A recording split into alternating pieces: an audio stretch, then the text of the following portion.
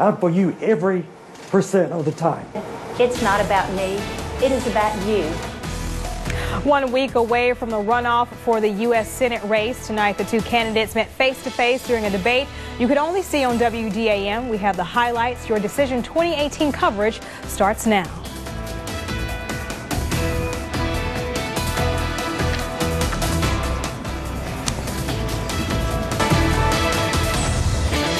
Tonight, voters in Mississippi heard from both candidates running in the U.S. Senate special election. Republican Senator Cindy Hyde-Smith and her Democratic challenger Mike Espy met in a debate and outlined their positions on issues facing Mississippians. This is a critical election, the most critical election in my lifetime, and it's not just because I'm on the ballot. We need someone to come in there with a common influence to try to lift us above all the noise. In the debate lasting just under an hour, the candidates were each asked about recent controversies surrounding their campaigns. Cindy Hyde-Smith apologized for referencing public hanging during a campaign stop in Tupelo, then said the comment being publicized was an organized attack on her. That this comment was twisted and it was turned into a weapon to be used against me, a political weapon used for nothing but personal and political gain by my opponent. Espy defended accusations he took $750,000 for consulting work from an African dictator now on trial for crimes against humanity. I found out later that this guy, the president, was a really bad guy.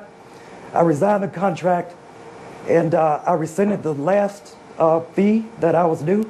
And then I went to the Central Intelligence Agency after I had learned certain things and reported them. Several questions were asked about health care, and Espy centered much of his conversation on health insurance and pointed fingers at Hyde-Smith's position on pre-existing conditions. There was a bill in the Senate before the recess to make sure that the insurance companies told them that they could not deny coverage for policies pre-existing conditions, and she voted against it. That I have never voted for a single bill that excludes any type of pre-existing condition. Hyde-Smith went on to emphasize her support for strong border security and opposition to abortion. And let's take a closer look at tonight's debate. One topic that would affect farmers and the food service industry here in the Pine Belt, the impact of tariffs. And here's what the candidate said about tariffs here in the state. I have met with the president and I proudly support him in negotiating these trades. All the Mississippi farmers want is a fair deal. So I think this is a wrong-headed policy. We warned about it before. You have to have a senator who can see around the corner, who has a vision, and who is not tied 100% to a president who made a very poor decision. Another question the candidates face: tax reform and the state of the economy. Our businesses, they have had the opportunity to prosper, to grow, to increase wages, to improve benefits. Mississippi is enjoying President Trump's tax cuts, and they are certainly working here in this state.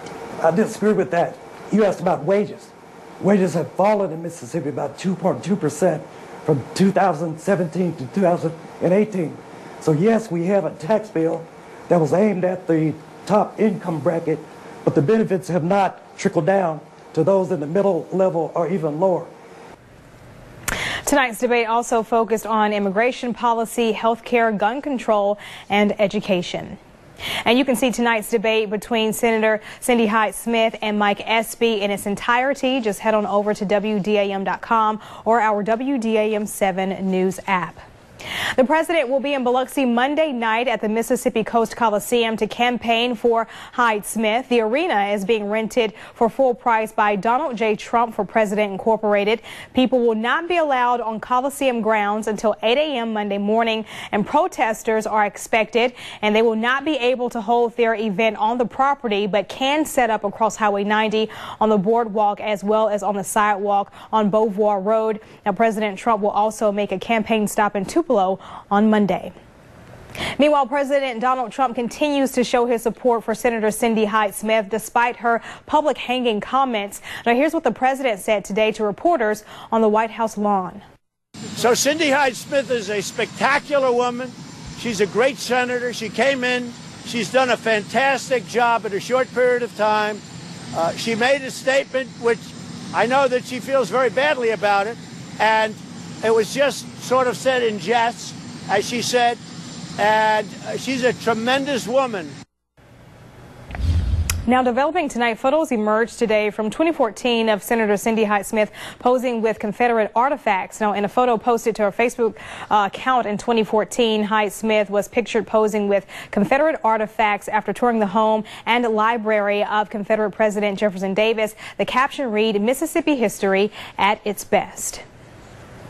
And tonight in Biloxi, the Mississippi Poor People's Campaign held a rally to help get out the vote. Reverend Dr. William Barber II led tonight's rally at New Bethel Missionary Baptist Church. Barber has been a champion of voting rights, rising to prominence as the architect of Moral Mondays movement in North Carolina. We're concerned with policies that affect the poor.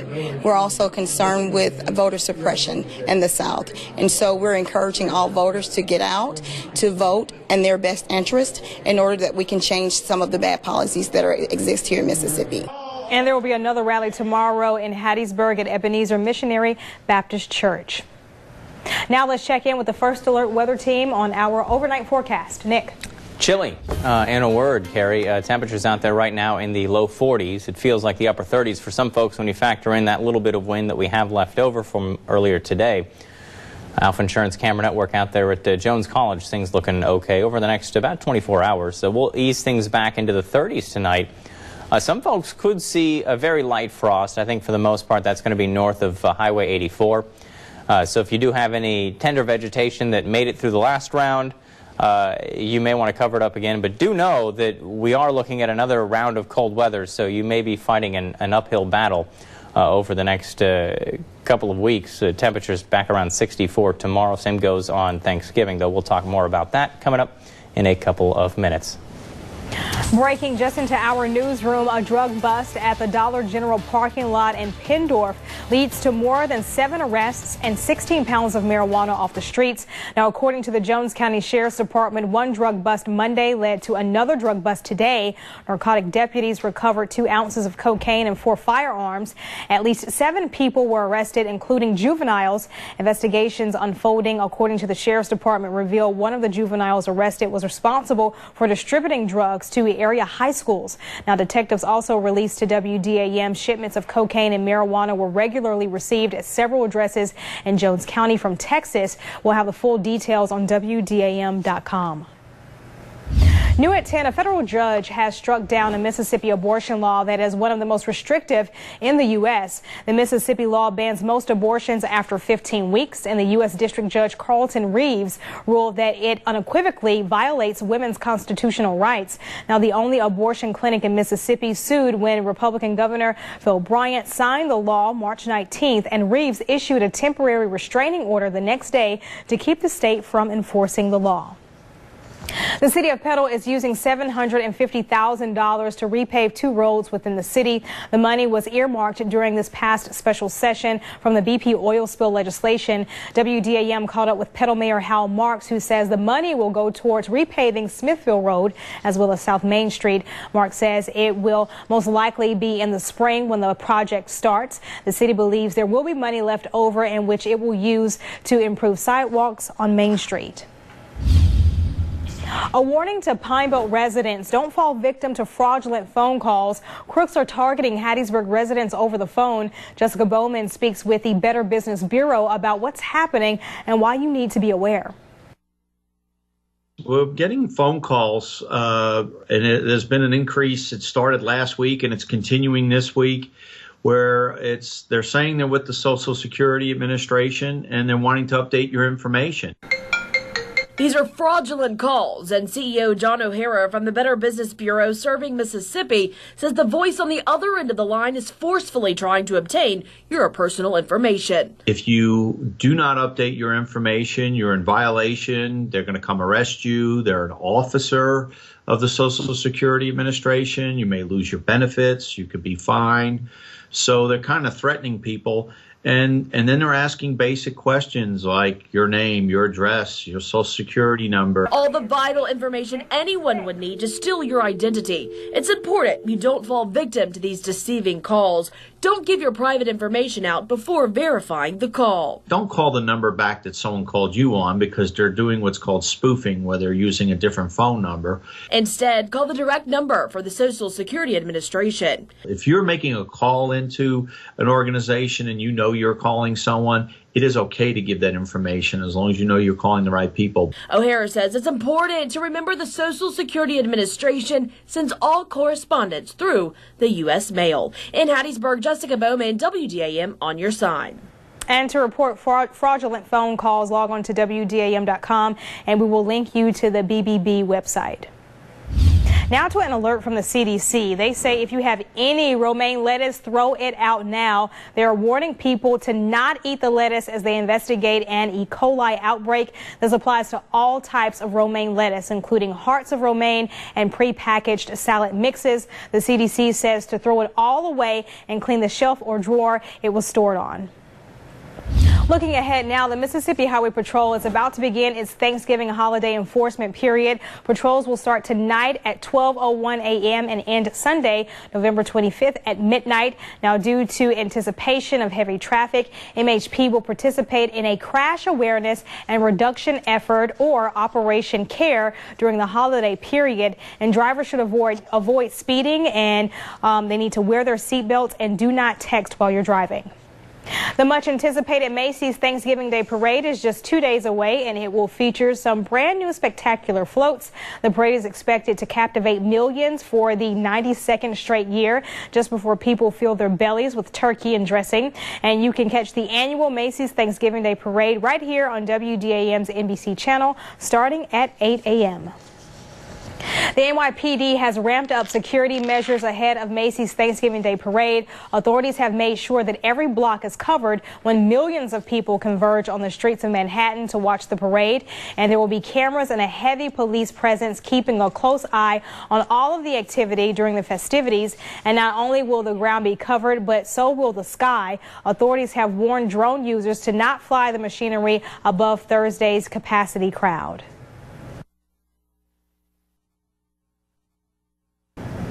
Every 2 years, prep football around the state changes, with the MHSSA reorganizing schools based on enrollment. Taylor Corrett explains what the most recent reclassification means for Pine Belt area schools. Every 2 years, the high school football landscape has a change of scenery. The Mississippi Department of Education released enrollment numbers just before Halloween, which led to a number of changes in the 6 classifications of high school football for the next 2 athletic seasons. Most teams stayed put, while others moved. Almost every team was affected in some way, whether positively or negatively. We picked up 2 teams, so we went from a 5-team division to a 6-team division, which I like 6-team divisions a lot better. It allows us to play 5 division games and not have to look for a week to play. Being in 6 classifications in the state of Mississippi, I feel like, and this is my feeling, it's too many classifications. We're having to go to Natchez to play a division game. We're going to Jackson 3 times to play a division game. And there's not as much fan interest for us when we play a Wingfield, a Forest Hill, a Jim Hill, or a Natchez, as opposed to playing just up the road. Let's make the circle a little tighter so the fans can get involved. There's no question Pine Belt fans would enjoy seeing West Jones play in the same division as Laurel, Wayne County, or even Hattiesburg. Instead, the Tigers will have to deal with the Class 4A runners-up East Central, moving up to their region in Class 5A. You know, I think it definitely makes our region that much tougher. You know, you have a team like East Central that's currently undefeated, defending South State champions in 4A. So you have a team of that caliber to our division, which is already pretty strong in my opinion. I don't think it's even close. The toughest division in 5A football now.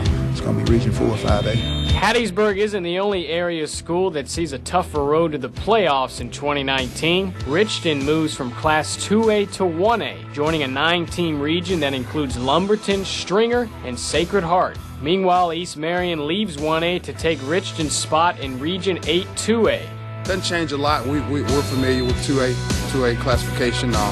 This is our first 2 years in 1A since I've been here, and so it's not really a big change. We're familiar with the teams that we're going to be joined up with in the region.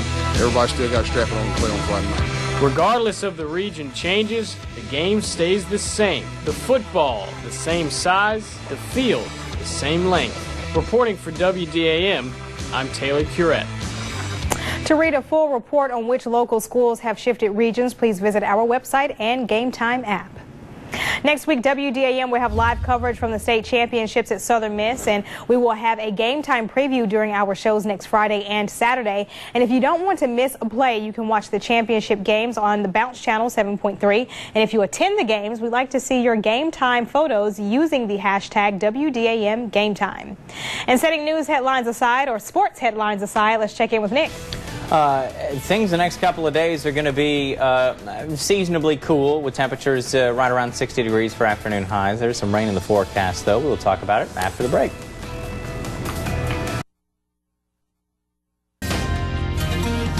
WDAM 7 First Alert Weather. Needham, folks, and welcome back. Starting things off. There are the temperatures. Starting things off with the temperatures this evening. Max getting a little ahead of me tonight. 42 degrees in Hattiesburg. Same goes in Laurel, and 42 in Waynesboro right now. So a pretty chilly night. If you're headed out and about this late, just make sure you've got a jacket on or something. If you got to let the dog out, make sure you don't leave Fido outside for too long because it is pretty chilly. Nothing happening on the radar tonight. We are nice and clear, which is going to allow us to just radiate all the heat from today, and there wasn't that much of it. Radiate all the heat away, and so it's going to be a relatively chilly night with temperatures down into the 30s. The only thing saving us is a decent wind out there. It's between about 3 and 5 miles an hour. That doesn't sound like a lot, but it is enough to stir up the atmosphere enough so that we don't have to worry about getting down to freezing for tonight. This also isn't a very cold air mass that we're dealing with. As we head through the next couple of days, not bad for tomorrow. A little bit of rain in the Pacific Northwest if you've got to travel. And then some snow in the northeast. At a Hattiesburg regional, you can fly up to, Chicago and Dallas. So both of those are looking pretty good if you've got to go somewhere. If you're driving regionally, plenty of sunshine across the southeast. In fact, even on Thanksgiving Day, again, rain to the northwest, maybe some snow in the Rockies.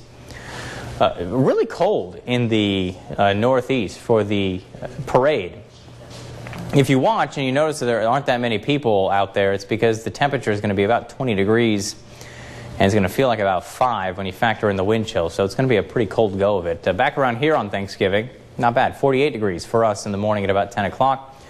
Back to around 60 into the afternoon. We'll probably hang out there through the day, and into the evening we'll finally cool things back down. No real threat for rain. We may catch some drizzle in the morning, but that's going to fall probably before 7 a.m. if you even see anything. I think there's going to be a fair amount of dry air that's going to evaporate. We're going to end up with some virga that's going to evaporate any of the rain that does come down. So mainly dry Thanksgiving Day, mainly dry day tomorrow as well, sunny into the afternoon. It'll be chilly in the morning for your Thanksgiving. The rain returns for your Friday. So for tomorrow, upper 30s as you get up and moving. Back to around 60 into the afternoon. Plenty of sunshine for tomorrow. And taking a look at the next 7 days here.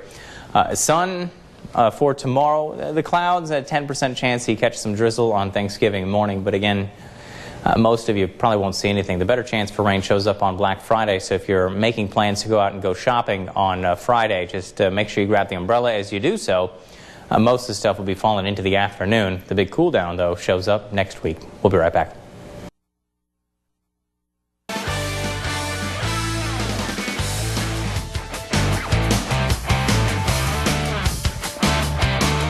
A huge win for Southern Miss Saturday over rival Louisiana Tech puts the Golden Eagles right back in the conversation for bowl eligibility. The only thing standing in their way are the 1-10 UTEP Miners. However, USM paying no mind to UTEP's record. After all, Southern proved with its win over La Tech that records don't matter.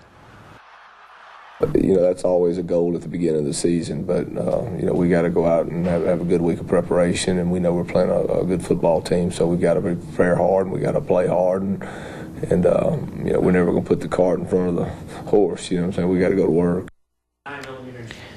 Ole Miss and Mississippi State meet for the 115th time Thursday night in Oxford. The Rebels hope to hold on to that golden egg for the second straight year.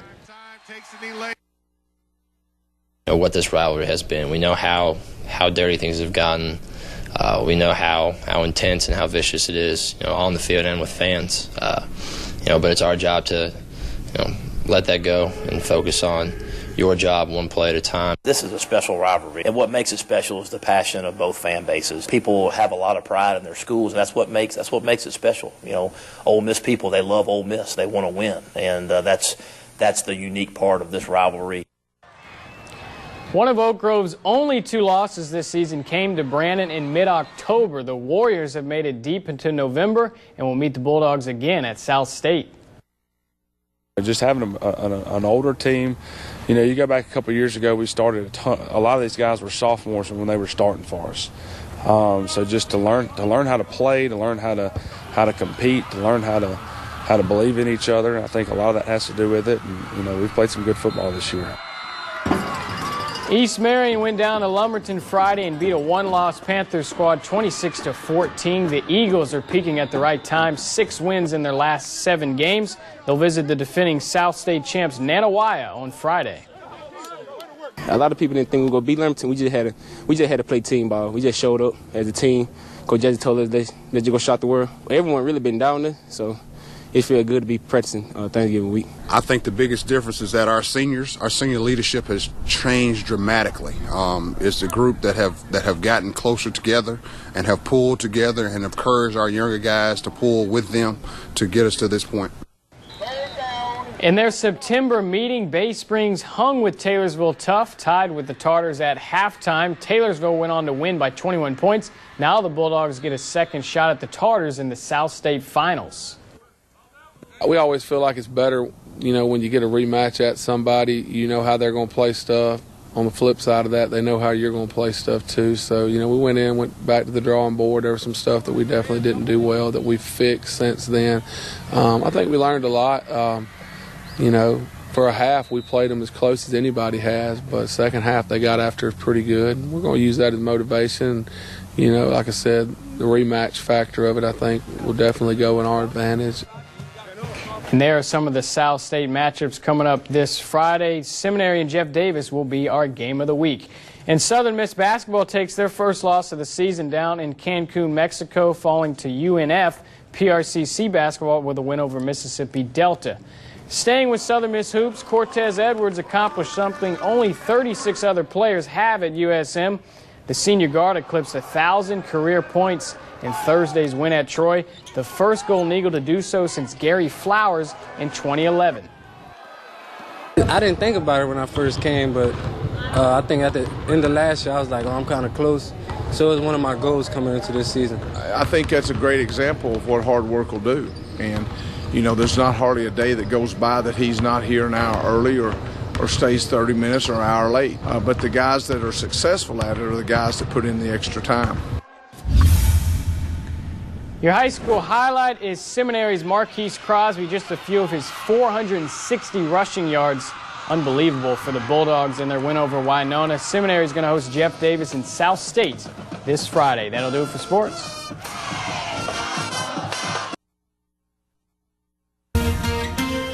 And the next 14 days looking not bad. Temperatures in the 60s until a front slides through on Sunday and into Monday. Cooler back in behind that. I actually tend to think that early next week and through the middle of next week may end up kind of looking like last week. Remember when we were down into the 20s, afternoon highs in the 40s and 50s? Because this go-around doesn't have a day with rain in it, I don't think we get stuck in the 30s like we did. But it'll be cool, and then we warm things back up. And I think by the time we get toward the end of the first week in December, we may end up with another opportunity for some rain and possibly even some thunderstorms. Carrie? All right, thank you so much. A baby giraffe is scampering into people's hearts at a German zoo. Baby Ella was born 2 weeks ago at a zoo in Berlin. On just her second outing, the calf showed off her life-saving wild instincts. She could run before she could walk, a skill that helps sustain her endangered species. And Ella is part of an 8 giraffe herd at the zoo. And the Rothschild giraffe can grow up to 20 feet tall and in the wild can live up to 20 years. So some cuteness right before your Thanksgiving. Yeah. Can run before you can walk. That's the anti-coach speak. Oh, yeah. You know? Exactly. Got to crawl before you walk before you can run. It's a good game. Both teams played hard. Anti-sport speech. Yeah. Thank you so much, and Weather. Thank you in sports. Thank you guys so much. Have a happy and safe Thanksgiving.